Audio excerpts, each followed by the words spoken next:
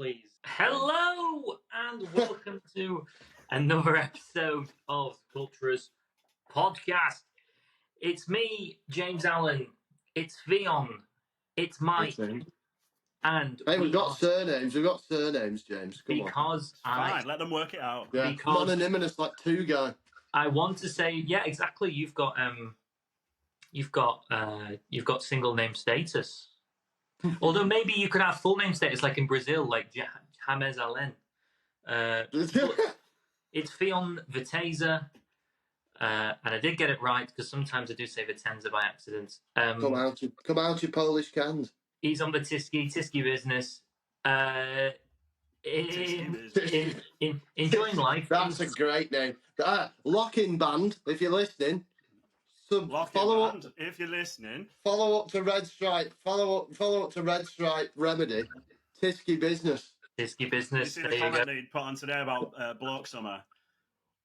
It's a perfect way to welcome in Bloke Summer to have a red stripe. So that has to be an anthem, and we want to be in the music video. So if you are watching, boys. I mean, you can caption this and put the photo of the man in the beanie and the beard and flannel shirt underneath. But I do like a red stripe. I generally do. It's a good. This is his family Jamaican originally, hence why the shirt's there. Oh, there you go. There you go. Just letting them know I'm thinking about them while I'm online. Yeah. Out the room. Mike Wooten is here. Wooten. Wootown, whichever. I've had. Wootown. I missed the meat pussy turn red stripe joke. Not me pussy. I thought it was a proper dar. Have you heard that song by M.R? Me pussy turn red. Anyway. What's been going on in James Allen world this week? Well, I mean, first of all, thank you to all our fans. The World Cup of Barclaysmen is kicked off and gone completely viral. Sideways. No, this is going on. I think as this podcast rockets, it's one direction. I think as this podcast goes, I mean, we're not pigeonholed to Barclaysmen. Barclaysmen is just an aspect of football that we enjoy. And probably we're bleeding dry, ringing out. And probably the most prominent aspect of football that we've certainly bonded over. But it's been lovely to see everyone's sort of interaction and.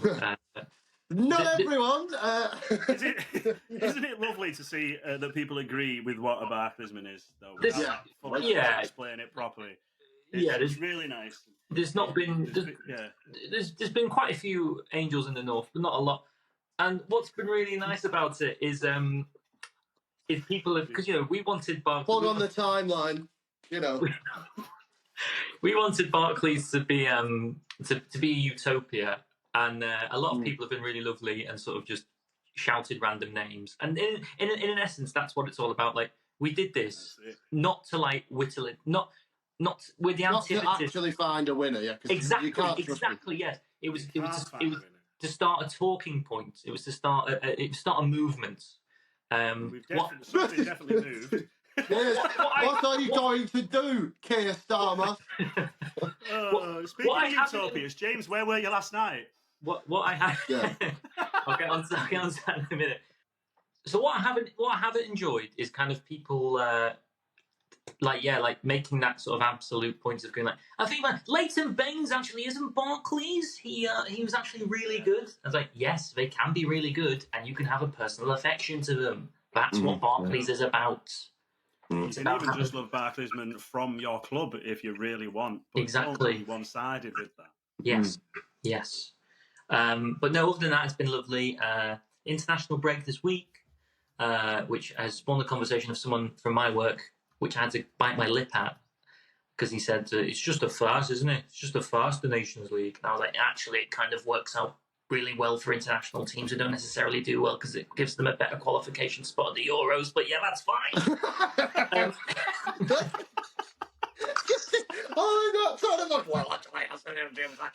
It's actually quite meritocratic. I can actually see that genuinely happening verbatim in the workplace. Other than that, I can imagine.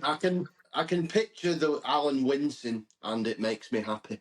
So, Winston Reed. Hey. Oh, man. How about you guys? One New Zealand. Yeah, but well, nothing other than nothing other than World Cup of Barclaysmen. Taking up a lot of Like it's not so much.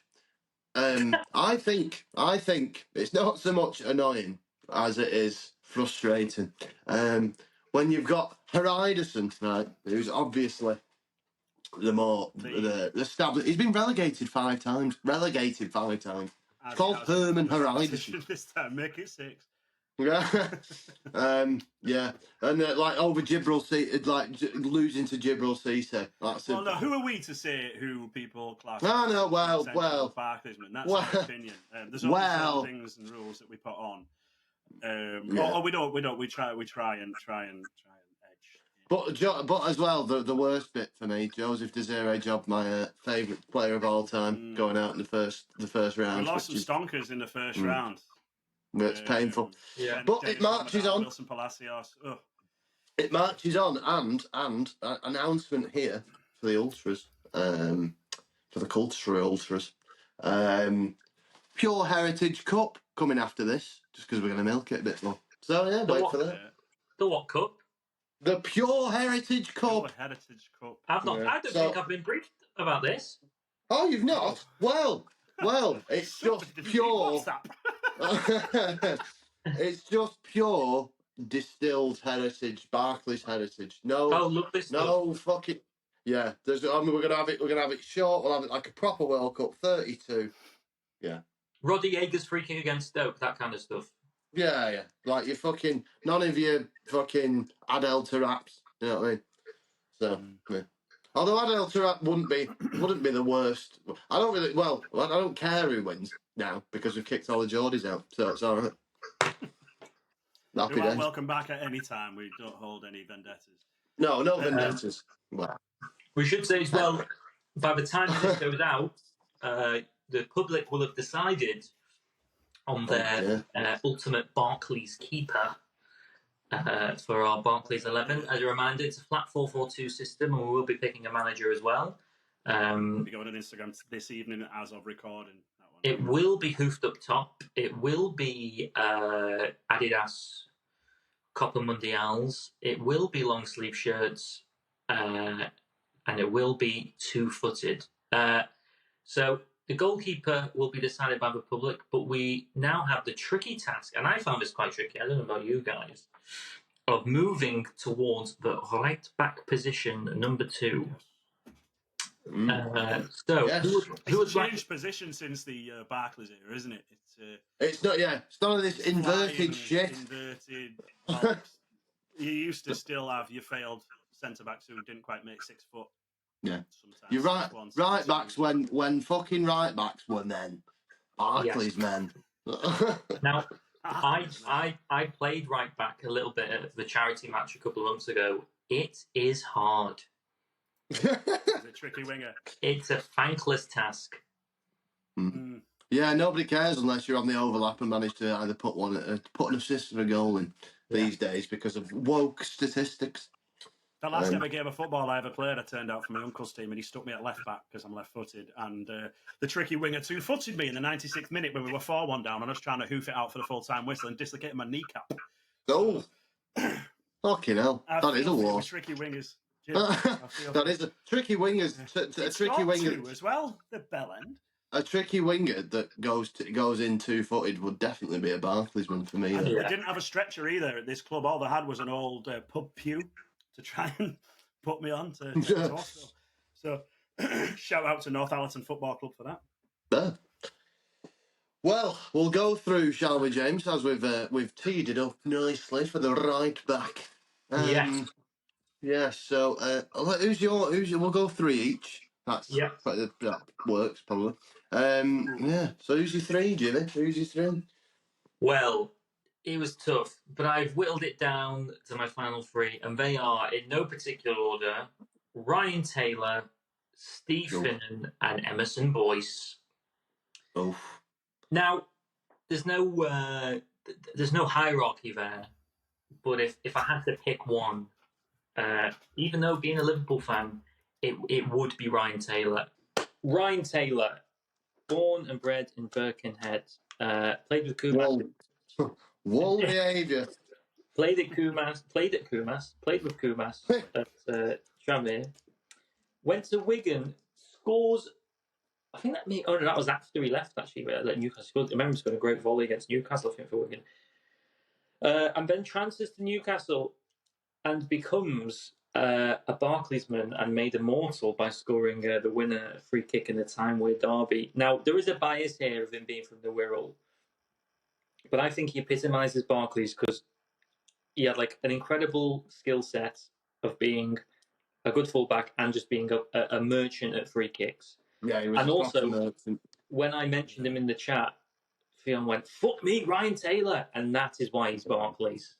Yeah. Fuck yeah. That's James. James, you've done it. You've distilled it. When Barclaysman is someone you forgot existed, and someone goes, "Do you remember?" Like boss at my new job, right? Boss at my new job, got Everton fan. He goes, "Hey, do you remember Apostolos Velios, lad?" Do I? Fuck me. Yes, I do now. There you go. What do you want me to do for you? Secondly, Fionn, always a reassuring name on the tee sheet. Fionn, being a Liverpool fan, yes. Very good at his job.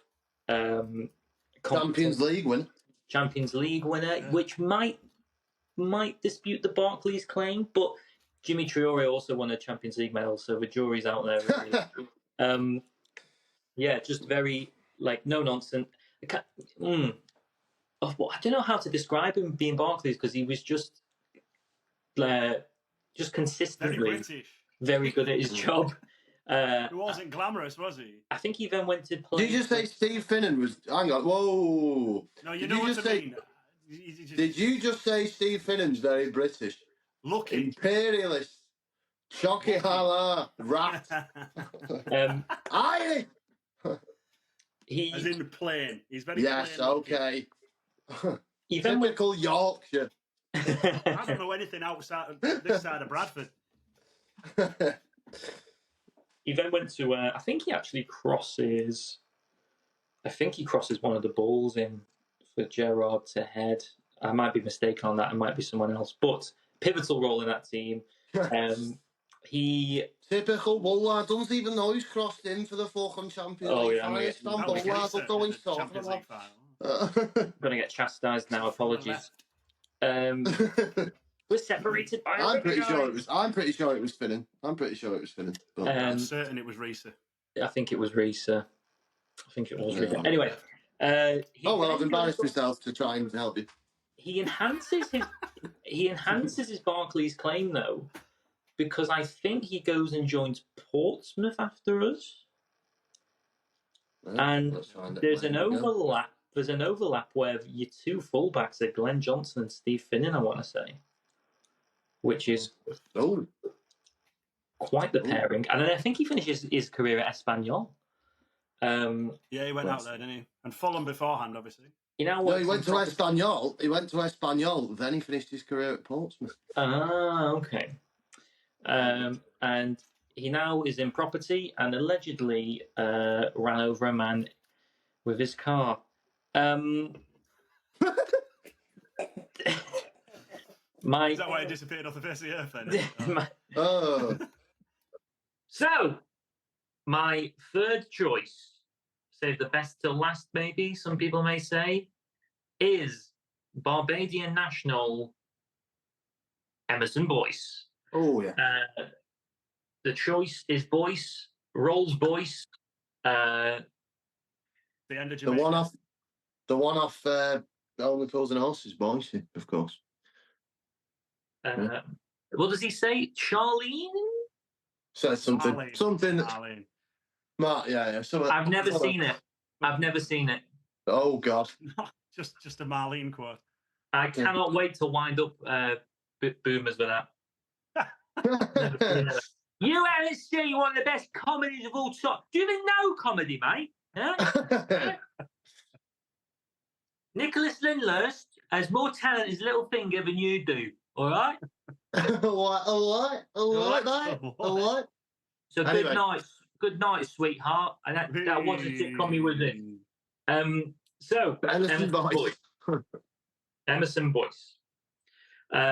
Started his youth career at Luton, then signed for Luton, moves to Palace, plays for Palace in the 2004-05 Premier League season, but his pomp, his rich vein of talent exuded for a 9-year period at Wigan from 2006 to 2015, where he played as a midfielder, but also as a right wing back. He played for Barbados 12 times, scoring 3, including only 12 against Aruba. But scored against Aruba. This is just some. This is on 15th November 2008. He was sent off for the first time in his career in a 2-2 draw against Newcastle after receiving a second yellow. Replay showed that the decision was harsh, and Wigan manager Steve Bruce called for rule changes to allow clubs to appeal against yellow cards and also introduce video technology. Boyce could be patient zero for Boyce and Bruce, responsible for the what modern football is. VAR is Steve Bruce's fault. VAR B&B. That doesn't work. That doesn't work. I'm running on fumes there. I came in at 2 a.m. Oh dear. After retiring in 2016, he rejoined Wigan as an international coach. But it's his personal life for me. He is the man behind the ball. He became the first international ambassador of Street Soccer USA, an organisation which develops sports programs to help the homeless. Soccer is a global sport, says Boyce. It can lift all of our spirits and improve all of our lives. And I want to promote the use of the beautiful game in this way. It is a privilege and an honour to be named the first international ambassador of Street Soccer USA. No idea if it's still going. But yeah, I just remember him as an out-and-out Barclays player. And one of those ones again where, like, you mention him and people go, "Oh, Emerson Boyce," and he probably didn't do anything remarkable, but was he just in the cup winning side. He was. Yes, he's won the FA Cup in 2013. So in a way, it's remarkable. So yeah, I've gone Ryan Taylor, Steve Finnan, Boyce. It's not the most exciting lineup at right back, and right back is probably going to be the position I struggle with most. Given that you guys have taken some absolute pearlers, and that isn't a criticism. I think that just shows the wealth of talent. With Ryan Taylor in yours, I think you took the favourite. So we'll see. It's not your vote, Fionn. Remember. Yeah, I know. We'll see what and the this is why civilization is collapsing, because I'm not in charge. Yes, the man who promotes communism through a dictatorship. Yes. Marxist Leninism, look it up. Pol Pot. Sorry. You wouldn't kill me for wearing glasses, but you would make it compulsory when I got laser eye surgery. Mike, you're free. You're free for right back. I'm free for right back. Oh, Mike's free for right back. My name. Oh, fucking right. Yeah. Oh, I'm last choice. Yeah. I'm Emerson Boyce. Best to last. Talk amongst yourselves. I'll sandwich. My first one is a legend at one club, Andy Wilkinson. Andy Wilkinson. 245 career appearances, 1 goal for Partick Thistle in 2004-2005. Wow.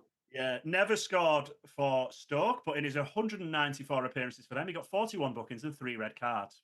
Yes, proper player. He also owned a nightclub in Stoke called Zen with former Port Vale and Trinidad and Tobago international Chris Birchall, who qualified for Trinidad because his mum was born in the port of Spain. Wow. That nightclub closed in 2008 due to debts. No. But in global financial crisis came to Stoke, did it? Yeah. Why was if anybody watching ever went to Zen nightclub in Stoke before 2008, tell us what gaff Andy Wilkinson and Chris Birchall ran.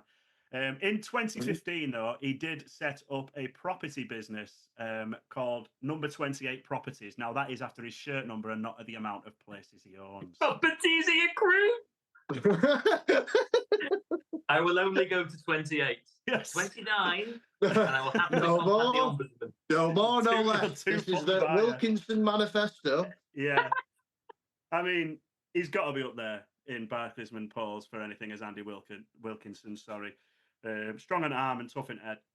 My second is a legendary Canadian international with 84 caps for Canada between 1997 and 2010, Paul Stalteri.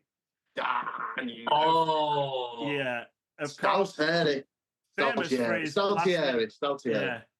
famous for his last-minute winner in 2007 at Upton Park against West Ham after Tottenham came back from 2-0 down to make it 2-2 and then went 3-2 down and obviously won the game 4-3. Once said, and I quote, "One of the funniest guys I've ever played with is Lee Young-pyo," which I don't know if I want to hear some Lee Young-pyo jokes. That was one of his 3 goals for Tottenham, and it was the last goal of his career. He played on for another 4 or 5 years at Fulham, Mönchengladbach. But yeah, that was his final goal of his career, and he still lives off that today. He also won the Bundesliga in 03-04 with Werder Bremen. Wow. Stalteri had a sterling career. I corrected your pronunciation. It is Stalteri. I thought it was Stalteri. He's also a Barclaysman, but a DB Banksman. A Deutsche Banksman. Deutsche Banksman. Wow. That's a great show. My third is a player that played for 6 clubs across his career, most notably Young Boys, AZ Alkmaar, finished off at Kayserispor, but he's most famous for his time at Bolton Wanderers, and that's Greta Steinson.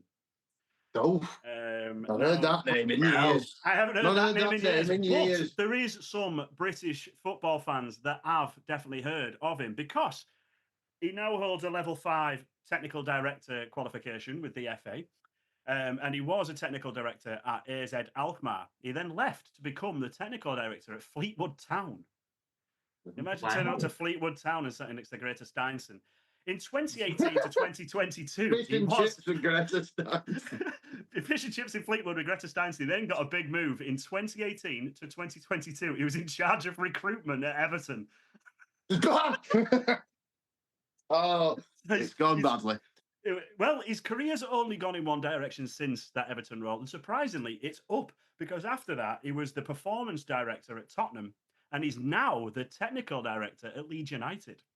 Oh, which wow! Is in charge of player recruitment and transfers at Leeds United, and apparently there is a quote on the internet that Greta Steinson is the man with the golden handshake when it comes to transfers. Covered in piss. Sorry. Sorry. So they're my 3. To add to the vote that Jim already put forward, we have Andy Wilkinson, Paul Stalteri, and Greta Steinson. Do you know what you've done there? You've picked names that, like, you know that meme where it's like someone mentions something and the brain does a little explosion, and then by the all 3. You've done that for all 3. Like, Paul Stalteri is a fucking great shout. Thank you so much. And I think that's Barclaysman. That's Barclays. That's Barclays. Barclays back to back. Fionn. Yes. I'm gonna go straight into it. Right. So Mario Melchiot.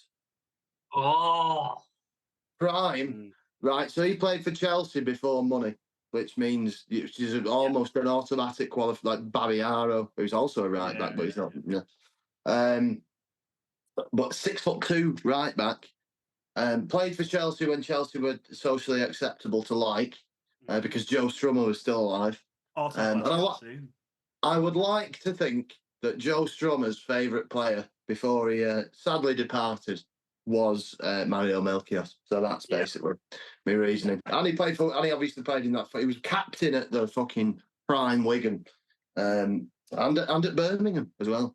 So there you go. He played for the Dutch now. He was fucking good as well, man. He played for Holland. Again, it's like an era of limited right backs. He would have more. Yeah, he was fucking class, Melchiot. I think Netherlands have that thing in throughout, like Barclays, really, where they've got amazing talent, but then like no sort of bad words to say about Andre Oyer or Johnny Heitinger. We had a question in, didn't we, saying what is the most Barclays country, and I don't think we have mentioned Netherlands. Netherlands might be within a shot, you know. Very, very close. Very. But moving on. Abel Xavier. Fion's on a mission to mention Abel Xavier every episode. Yes. Now, not because he played for Borough, Geordies. So, yeah. But Abel Xavier, ridiculous hair, suspicions that he got done for cocaine at some point during his career, which is, what a fella. And upon retiring, converted to Islam from his Catholicism. And from 2016 to 2019, managed Mozambique. Wow. It was his last role. And nobody else has ever had. Nobody else has before or since have the career path that Xavier did. Everton, Liverpool, Galatasaray, Hanover, Roma with like Totti in the team and that. Then Borough twice because he left and came back, and then finished at LA Galaxy. What a fucking career! And of course, also played for Benfica. He's in a short list of Barclaysmen that dyed their beards to match their hair, with maybe Jibril Cisse often, and not many bleach their beards in Premier League football. There you go. I need to take a leaf out there, but when this goes grey, you bleach. But yeah, the views. So, and the last one I've saved for the best. A career that started in 1998 and only ended this year. A 26-year career.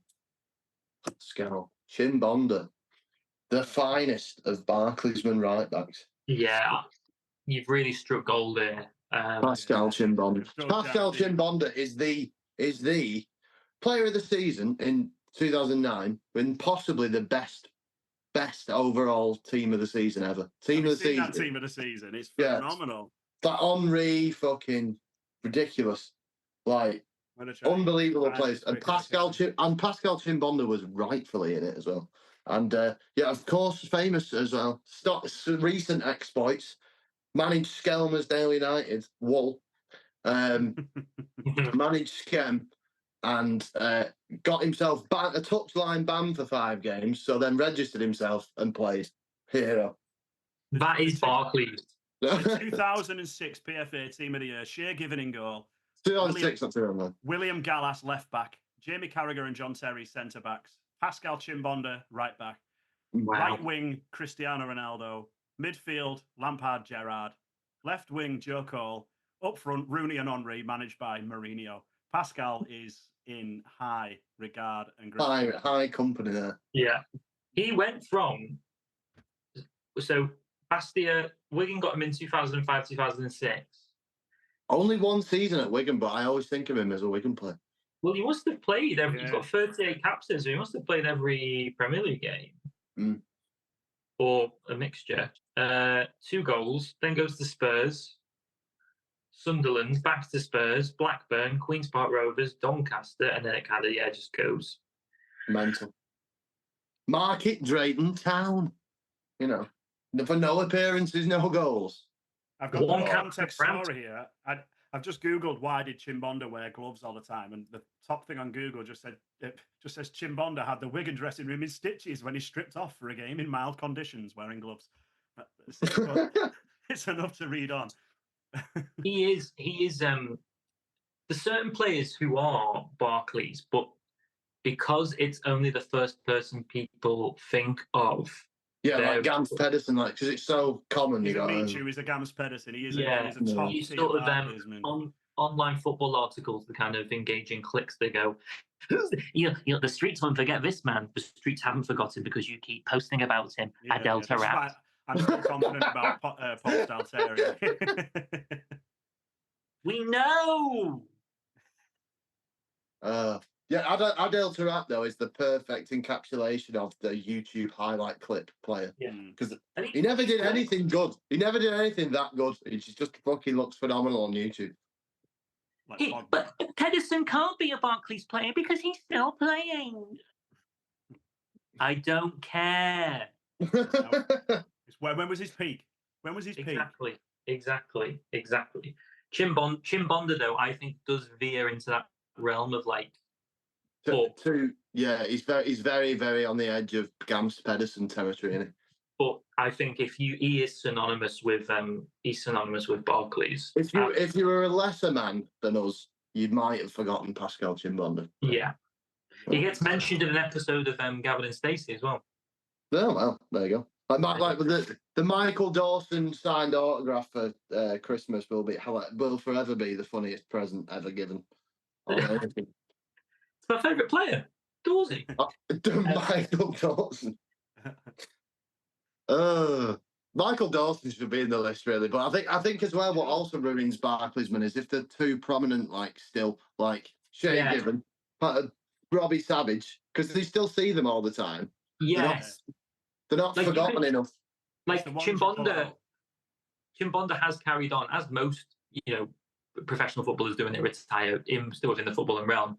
But because the story of him getting suspended and coming back as a player, we amplified. It's the after stories as well, isn't it? Like you wouldn't maybe put him as a Barclaysman because he was phenomenal. But Guys Comendieta finished his career and went on to be a DJ. Yes. No, but he's on Sky every week as well, though. So yeah. I'd love to be at a nightclub and Guys Comendieta. Fucking DJ Mendieta.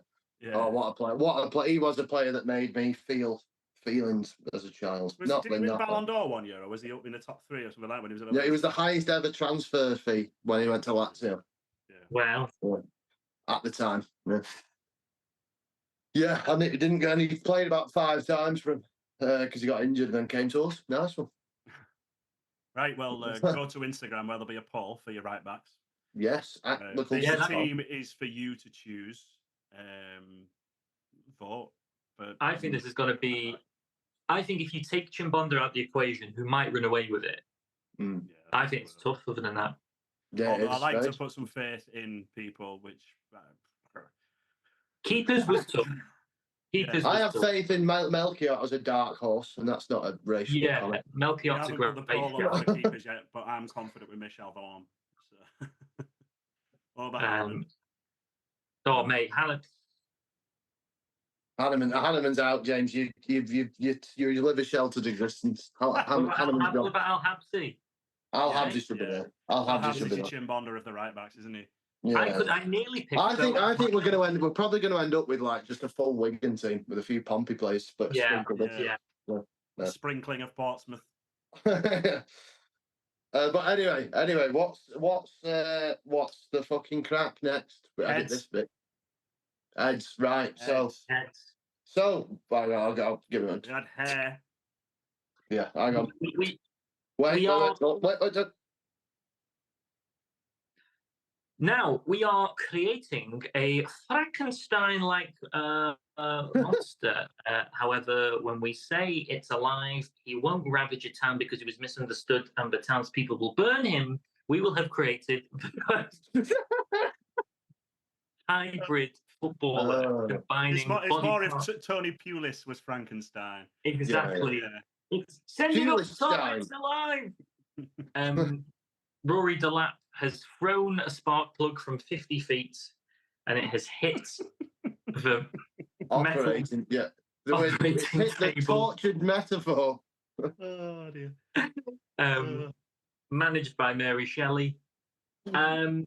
So we are focusing on the head. We've chosen. The public will be choosing the hair, and we sent some contenders for hair. But now we are focusing on the old cranium. So, who would like to go first in their contenders for heads? I will. Go on. Funny as well, Herman Munster, like yes. Herman Herdison. Perfect. Big head, big fucking solid jawline. I want him to be my dad and tell me everything's all right. Yeah, I want him to be my dad. Tell me everything's all right. What I love about football, and I love many things, relegated 5 times. That's fantastic. That is genuinely fantastic. You must in sports like I think ice hockey do it, maybe basketball as well. There's a stat they've created a stat that if goals were scored against you while you were on the ice, which is like a fucking plus minus. That's what it's called. So it's like the amount of goals that your team scored when you were playing, yeah. So it's like a goal difference, but for you, which is fucking a personal goal difference. Your own personal goal difference. Oh dear.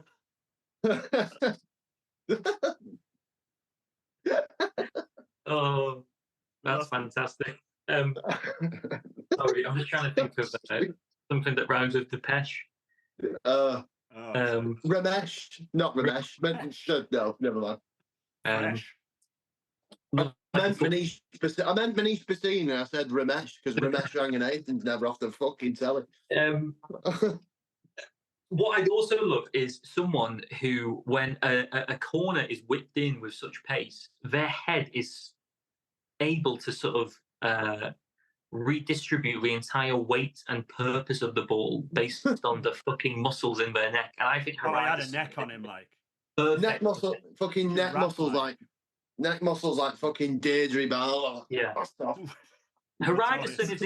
Hariderson is in glancing header. He is putting that through the fucking net. Herman, any sort of Icelandic, so your Haridersons, your Reesers, your other players like that. They always used to have a fucking like cannon shot. Do you know what I mean? Yeah. Like if Hariderson gets the ball from 30 yards out, like you're going, oh, like this is either top fucking. This is taking the net off or taking some poor child's eye out. Yes, yeah.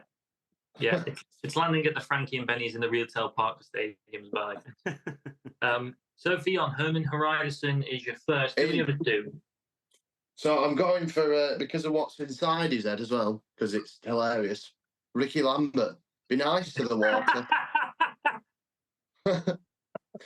Be nice to the water. Tell it you love it, and it'll be nice to you back. Lunatic, and scored headers, and So I'll have Ricky Lambert because there are fewer things in life funnier than a pub mentalist being given a microphone.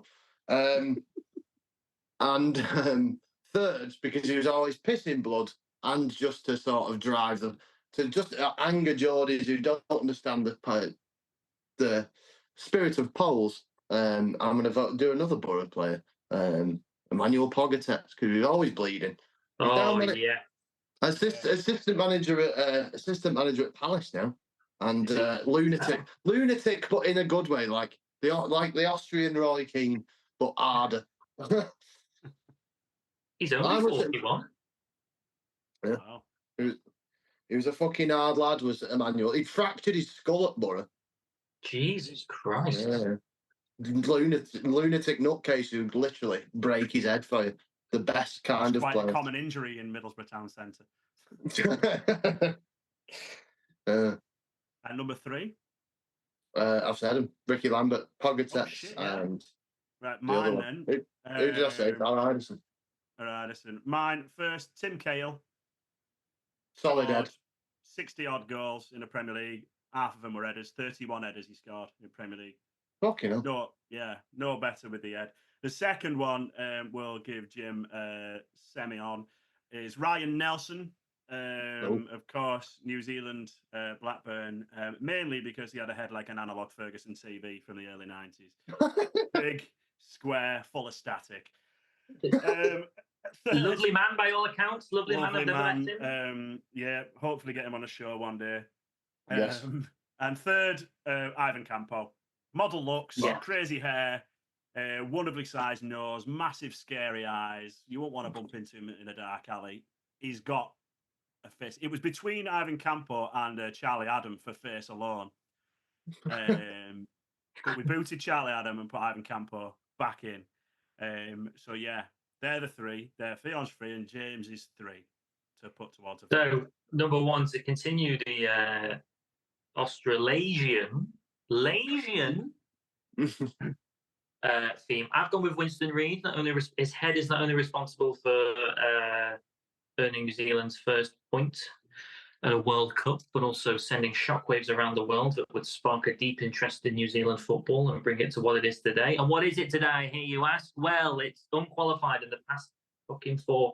But we have got a team in Auckland, and I do believe that was a butterfly effect. Also, West Ham's voted best player of the season in 2013. Wow. Second, I've gone with Martin Skirtle. Now, I remember a description of him in Match magazine where someone said he looks like he's ate a bowl of nails for breakfast every day, and that is accurate for Match, which is fair play for them. I've just googled Skirtle. I've seen the most unsettling thing I've ever seen. Martin Skirtle with hair. I was just about to say that the only player who was bald voluntarily. Yeah. That's always the move of a psychopath, isn't it? It might have been one of the first transplants, you never know, but I don't think it was. I genuinely think he grew his hair. Very to look hard. Very briefly met him in game in 2009 in Liverpool 1, where he signed a programme I bought from the Liverpool club shop, tried to find a photo of himself, signed the cover and went, ugh. I remember him scoring an absolute cracking header, I think when we beat Arsenal 5-0, 2013-14. 3 goals in the first 15, 20 minutes or so, something like that. Yeah, him and Aga were like, it was like a kind of misfit pairing. Like they were both great, but Aga had his tattoos. Skirtle was this big, menacing, absolute truck. There was a lad in my school, and they used to nickname him Truckhead because he had a head like a truck, and that's what I attribute to Martin Skirtle. Big Scania tattoo on the forehead. LDV. Leslie David. Man. Daniel Aga runs his own sewage company now, named Aga Toilet. He should have gone into events and called his business Agadoos. Oh, very good. There we go. Right. My third contender. So I had Winston Reid, Martin Skirtle. My third contender is Richard Dunn. Oh, solid. Another head. Lovely head. Permanently sunburned. Yeah, I wonder what that's like.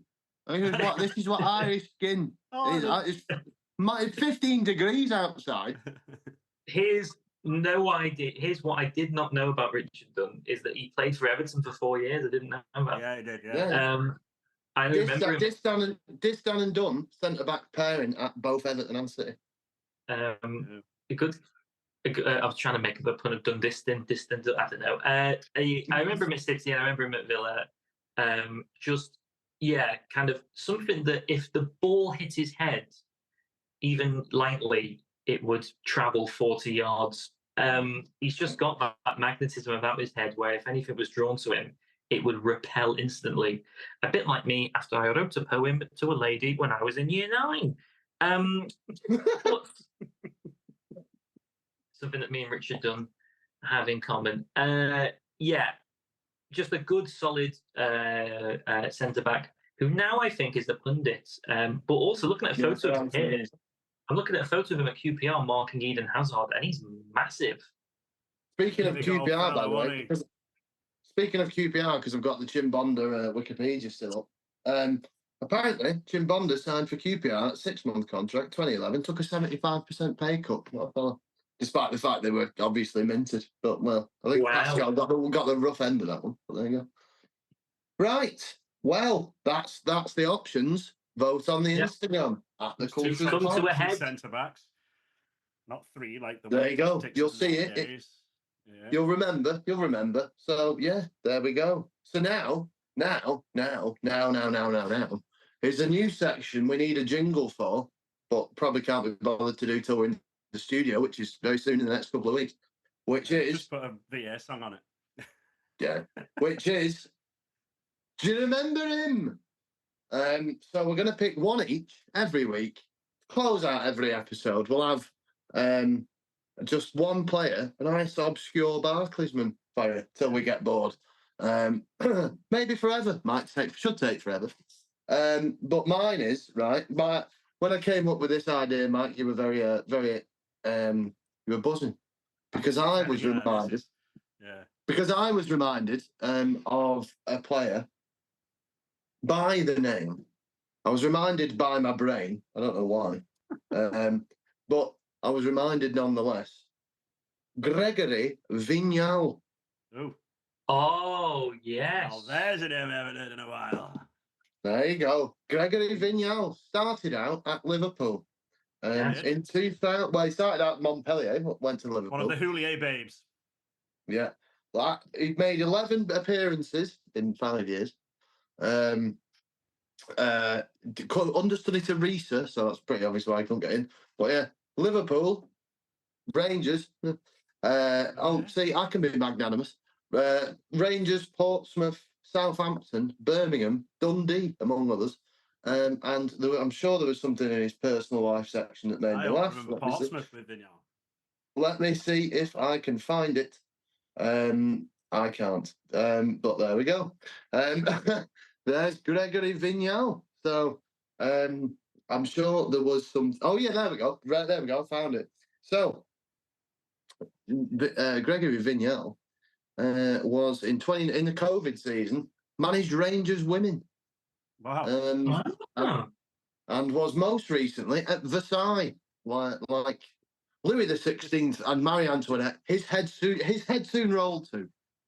So he's not there anymore. But Gregory Vignal, do you remember him? What a fella. Yeah, mine is, and I'm going to go through his clubs first because there's a vast amount of clubs, and it'll bring up. I'm going to ask you two guys to guess very briefly. But he started off at Espanyol, moved to a club called Marco, then to Pacos de Ferreira, then a club called Aves, União de Lera, Shinnik Yaroslavl, Lokomotiv Moscow, then on to Reading. Obvious move. On loan, to which he signed permanently. After Reading, he went to Burnley, Bristol City, Middlesbrough, Panathinaikos, Charlton Athletic, North East United, Pune City, Port Vale, Jamshedpur, 8AK, and he finished off at CF Igualada. And he's now the assistant coach at Zamalek in Egypt. It is, of course, let me get the full name, Andre Stefan BK Amugu. Andre BK. Come on. I haven't heard that name in a while. Now, Andre I have to BK. read this when I get it up. So I nearly put him in the World Cup of Barclaysmen, but I didn't think he was quite Barclays. So Andre BK scored 16 goals in 356 career games. Now, you're wondering. I saw one of them. I saw him score for us.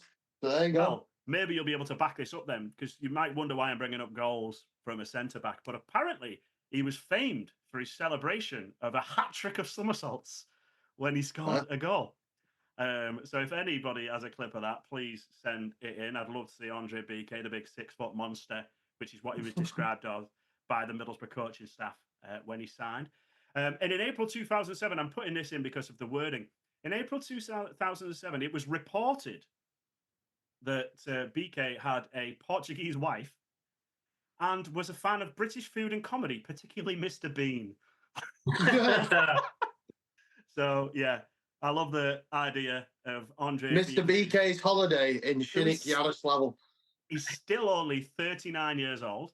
Is he fuck? Is he really? Still only 39 years old. He sat in a hotel room in Zamalek thinking about tomorrow's coaching sessions, winding down with a bit of Mr. Bean with his Portuguese wife. So, yeah. Is he fucking hell? He's 39. When did he play? Still only 39. Jesus Christ. His clubs is phenomenal. The club he played for the most is... he's been done... If anyone wants to go on his Wikipedia, he's been fucking done dirty on that photo. He looks massively obese. He was never obese. This is on his Wikipedia. I'll read this paragraph very quickly. I should have got this one in. But he won 25 caps for Cameroon, scoring 1 international goal. He was a squad member in 3 Africa Cup of Nations tournaments, 06, 08 and 10. Cameroon finished as runners-up in 2008, though he missed the final after being sent off in the semi-final for pushing over a stretcher bearer. Bloody hell. Super. I hope he wasn't carrying someone on the stretcher at the time. Oh, God. And that's got to be the most bizarre red card in African Cup of Nations history. Oh. Yes. That's funny. Jim. I don't know how I can compete with that. I'm sorry. But I'm going to read that. I went close to home here, so I'm going to read out their clubs. Liverpool, PAOK, Levante, Las Palmas, Leganes, Alalai, and Nuefa. I am, of course, talking about Mercurial Liverpool winger Nabil Elzar. I thought it might have been when he said "pout." Now, The I joy in loved- your eyes, then. I loved many a shit player, and my dad berates me for being cursed. Not in a Harry Potter way, just in a way that any football player's name I had on my shirt, they would then leave the following You didn't season. have Elzar on your shirt. No, I had Mark Right. Gonzalez. Mark Gonzalez left the following year. I had before that I had Jibril Cisse left, then Gonzalez, then Robbie Keane. Wow. You are and- cursed. Then Gerard Houllier the year before. And then he went, I think it's best you just buy a Gerrard shirt. And then he and then he retired. put- Yeah. Then he put a transfer request in. Go.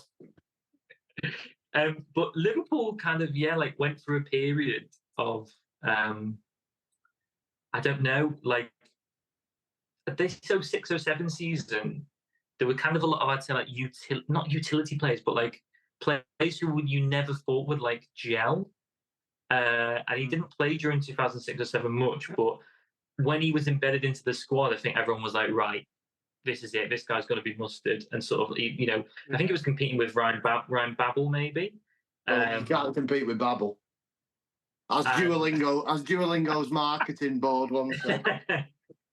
He didn't. He never scored for Liverpool, but he did contribute to an assist in 2008, where he set up. And I should have mentioned this person, Albert Riera. What a fucking player! Man City, Liverpool legend. And he made his debut. Now, isn't he, Albert Riera? Yeah, I think he coaches Olympia Ljubljana. The Dragons, the Green Dragons, fuck me. He was. We also He's now signed Celje in in Slovenia. They play. After a spell at Bordeaux, putting them into financial ruin. Celje now there. I can't believe it. Dissolving the club. Literally, he arrived on his first day, put a Barocca in a glass of water, and went, "It's all down into you, lads." There you go. By the way, Liverpool got in a bit of trouble for signing Elzar, didn't they? Tapping up. I think it was. Was it a bung? Yeah. Was it a bung? I think it was from Saint Etienne. Imagine Liverpool got a point deduction. They nearly did. I'm sure they got a fine. It was similar to what was that fella called at Chelsea that didn't go on to do much. I can't remember his name now. Oh, Gael Kakuta. Yes, that was the one. There was something about Nabil Zaha's transfer. I remember there'd been a bit of a cloud over it. So everyone... It was in all the papers. Liverpool relegated because of Nabil Elzar.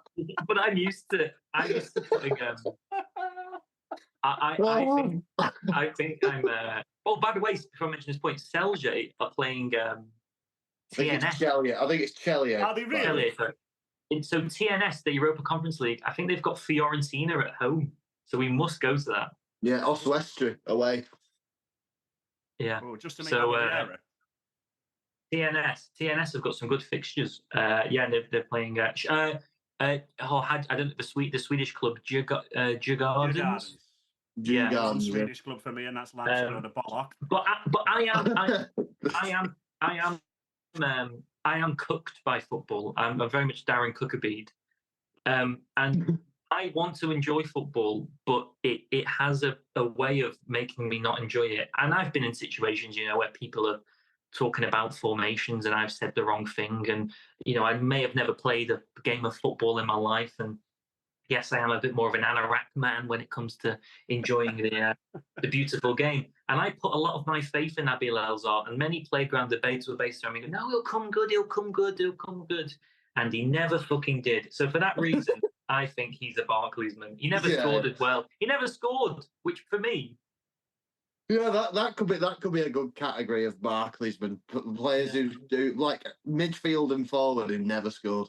Yeah. So yeah, Tony Hibbert, who we neglected to mention on the right back bit.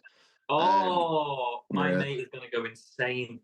Yeah. But well. But yeah, Tony Hibbert. I've just Tony remembered Hibbert, another one accidentally by scrolling down on the 09-10 Premier League season stats, and the first yellow card of the season was Bernard Mendy of Hull. Now that would have been another name to put in it right. You sounded like an ITV presenter. The 09-10 Premier League season got underway, but the first yellow card was Benjamin Mendy of Hull.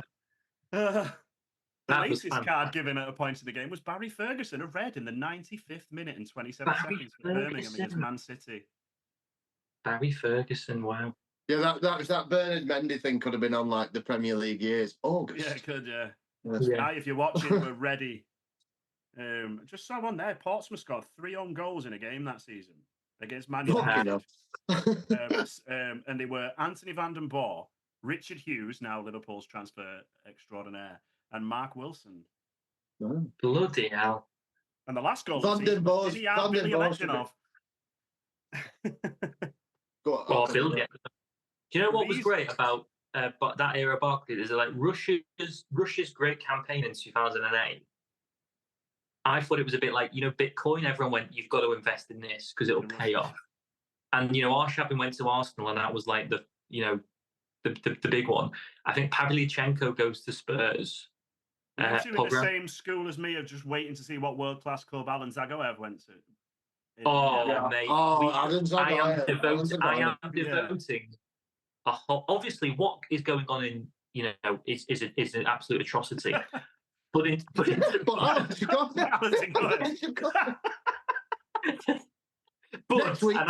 Next week from the Kremlin, we'll be discussing military strategy and Alan Zagoev with Vladimir Putin.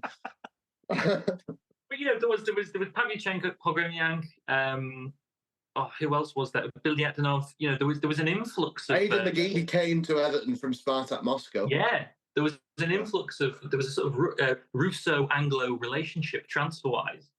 And, we could do a whole... And a majority of them were shit. Apart from Arshavin's... apart from the 3 we've mentioned. And Billy Ledgenov wasn't shit either. So apart from all the players we just mentioned. He wasn't great for Everton, though, was he? He was all right. I think. He was all right. He's average. I think he was one of them. But Everton, when they sign a player, there's a lot of hype, and the fans are right behind him. And they play really well at the start, and then they soon get found out and kind of weighing down. Similar to what was the getting booed by half time the first game. What was that fella called? Who were right good for him? Who's now in Saudi?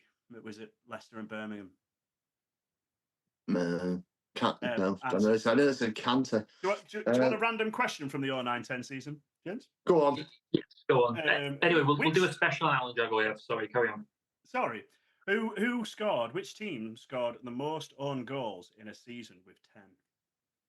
In the 09-10? In 2009-10? Yeah. I want to say... Of course, Carragher was playing. It could be a clue, but it might not be a clue. It's no.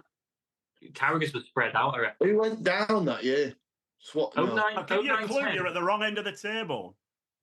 Oh. So 08-09, United. I'm going to guess United. The league before United. Manchester United. What? Own goals with 10 in a season. Yeah. Can you name the culprits? They're not on Wikipedia. I can, however, tell you who the 9 people were who got booked in the 1-1 draw between Sunderland and Wigan on the 6th of February 2010. Or would you like to try and guess them players, gentlemen? Quiz. Go. Catamol. Before the quiz. Catamol is 1. That's 1 for Fionn, of course. He was straight in. It was guaranteed. It is Sunderland Wigan, James, to help you out. Leadbitter. No, he's gone then. Wasn't playing then. He'd gone. Sunderland, Wigan, Chimbonda. No, he's not. He's not even in the squad. No. It's one season. Wes Brown? No. Boyce? No. No. John O'Shea? No. That's years before. Wigan. Figueroa is 1. That's 2-0 to Fionn. Titus Bramble? Titus Bramble is no. No. Oh. Mike Pollitt? No. No. I'll give you a clue. All you Keyboard. need to do is name any of the potential Barclaysmen of all-time contenders from Wigan. Hugo Rodallega. Hugo Rodallega is 2-1. Shana. Paul Shana is no. No, fuck off. Amir Zaki. Amir Zaki is no. No. Leighton Baines. No. Not in Ben the team. Watson. No. Fuck. We're going to get exposed there, James. You get Sunderland. massively exposed. Right, okay, so for Sunderland, 2 defenders. You've got 1 midfielder. One's a defender midfielder. And Lorik Channa. Lorik Channa. 3-1. Come on. Fucking hell, Fionn. Well done. Andy Reid. No. For Wigan, 2 defenders, 2 midfielders, 1 being a winger, and 1 Hugo Rodallega. Who's on the wing with Rodallega? And Zogbia. In Zogbia. Yes. Oh, mate. Wow. Incidentally, the most red cards in a single game this season was 3 in the reverse fixture of this game. Wow. Gary Caldwell. Gary Caldwell, 4-2. Oh. Yes. I need 1 to win. Sean Maloney. No. No. James McCarthy. James McCarthy, it's 4-3. No. Oh! No. But Fabio Barini's not in this top. No. So we've got a midfielder, defender still to go for Sunderland, and a striker. I'm not getting Istanbul on yellow cards. No, not happening. For Wigan, we still have 1 striker. There's 3 players left. Paddy McNair. Sorry. No, we've got him. We've got him. I think we've got all Wigan. There's 2 players left. That's right, isn't it? Yeah, there was 9. Yeah, 7. So we've got a striker for Sunderland and a midfielder / defender. Darren Bent. Nope. Wickham. Nope. Paddy He McNair. is one of the all-time top Barclaysmen, the striker for Kenwyn Jones. Kenwyn Jones. Come on! Kenwyn for the win. Oh, Kenwyn Jones. I've been You know what, talking John? about it. That had everything. That had everything. Oh, Just a that's quick a look. regular feature. That's a regular feature. That was an accidental one going to the stats because I remember putting something in the group the other day about Portsmouth having the record for no points for 9 games or something at the start. Kenwyn fucking Jones. That's such a good, yeah, like a Barclays fixture With a load of yellow cards. Before Or Wolves, goals. there used to be. Before Or goal Wolves, scorers. there used to be 9 Right. fucking cards again. So the next, So- we're going to move swiftly on from the The real one. excitement of that game to. Oh wait, Fionn versus Mike. James. I'm going to wait, wait. sorry. I'm going to wait. Wait. Before, sorry, we're doing a little bit of a. So Do it. before we end on the final quiz before the thing, subscribe on everything. Subscribe there. Follow us at the CULTRAS Pod everywhere.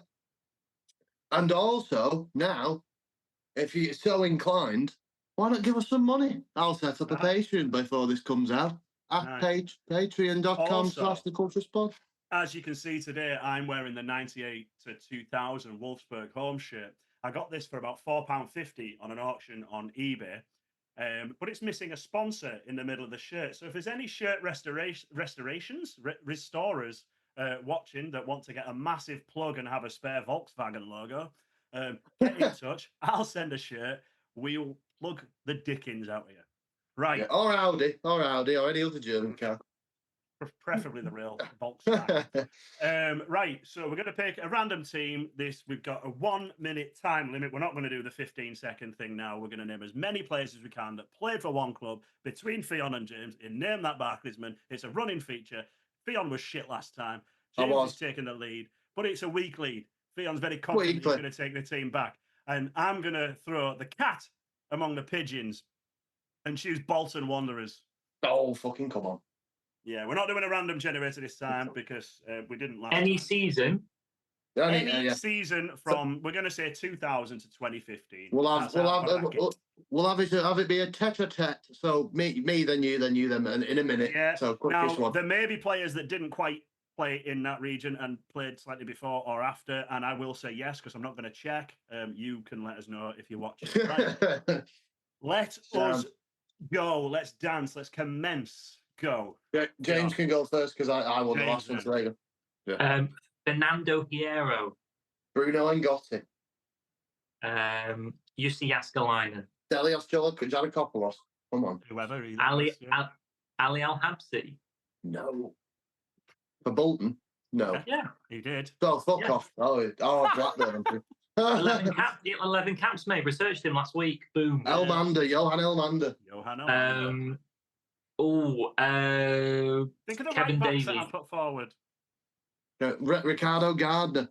Yes. Kevin Nolan. Yuri Jokaev. Michael Ricketts. Oh. Oh no! Don't let me get done on Bolton. Henrik Pedersen. Oh, Nicholas Anelka. Oh, fuck, not again. I'm gonna fucking lose on Bolton again. No. Has it been a minute? Feels like it's been a minute. No, it's not. I'm kind of extending it anyway. I haven't been watching, so don't worry. All right. Fuck. Give me someone. So I hate this because I'm shit. I've lost that again. That's 2-0. Wow. I wish I was JJ Kocher. Park Van Campo. Greta Steinson. Do you know what I mean? This is on the spot shit. Fucking yellow cards, my territory. What was that fella called who played for Bolton with the curly hair at the back? I can't believe it. Couldn't think of either. Yeah. But this is why, right? This is a perfect example, right, of why Barclaysman needs to be, because you remember them the more you talk about them. Then when you put on the spot, you can't. When you put on the spot, you can't remember. But in that nice free-flowing conversation, exactly. There you go. And we haven't got any Michael Chopra news for the end of this episode, which is a segment of random news of footballers. So if anyone's got any stories of now retired Barclays players, please let us know. We can chuck them in an episode. Yes. Yeah. Does a former Barclaysman by you own a butcher's? If so, get in touch. Does Andre D'Alessandro or Alessandro Pistone deliver your newspapers on a morning? Anything like that? Yes. Well, a pleasure. Yeah, subscribe, like, all that. We'll see you again. Yeah. We'll see you soon, guys. Thank you so much. And we'll see you on the next one. Virtual insanity.